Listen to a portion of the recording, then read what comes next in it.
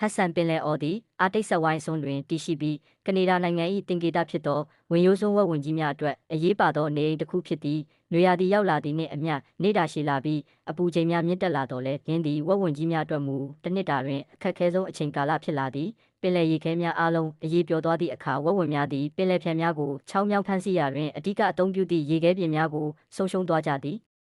ကုန်းပေါ်တွင်စားစရာရှားပါသဖြင့်ရင်းတို့သည်မိမိတို့၏ခန္ဓာကိုယ်အတွင်းစုဆောင်းထားသောစွမ်းအင်များကိုသာအားပြု၍ရှင်သန်ကြရသည့်အစာမရရှိသဖြင့်ဝက်ဝင်များသည်နေ့စဉ်နှင့်အမျှအရေပြားအောက်ရှိအစီများကိုတစ်နေ့လျင်နှစ်ပေါင်ကျော်အထိလောင်ကျွမ်းစေပြီးငတ်မွတ်မှုနှင့်မောပန်းနွမ်းနယ်မှုတို့ကိုရင်ဆိုင်ကြရသည့်အစာရှာဖွေရင်းဝက်ဝင်အများပြားသည့်နွေရာသီတွင်အစာရှာဖွေနိုင်သည့်နေရာအနည်းငယ်ထဲမှတစ်ခုဖြစ်သောဟတ်ဆန်ပင်လယ်အော်၏မြစ်ဝကျွန်းပေါ်ဒေသသို့စုဝေးရောက်ရှိလာကြသည်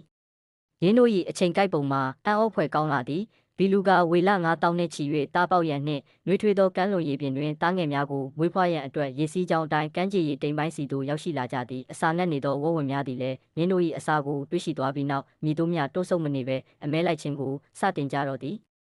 အချို့ဝက်ဝင်များသည်ကြောက်ဆောင်များပေါ်တက်၍ဝေလငါးများအနီးကပ်ရောက်လာသည့်အထိငြိမ်သက်စွာချောင်းမြောင်းနေကြသည်အချို့ကမူအန္တရာယ်ကိုစွန့်စားကာရေထဲသို့ဓာတ်ရိုက်ခုန်ချ၍အမဲလိုက်ကြသည်သို့သောပွင့်လင်းသောရေပြင်တွင်ဘီလူကဝေလငါးများသည်အလွန်တွက်လက်မြန်ဆန်လှသည်ရေအောက်တွင်ဝက်ဝင်များ၏အမဲလိုက်မှုမှာအောင်မြင်မှုမရှိဘဲအားလုံးအလဟတတဖြစ်ခဲ့ရသည်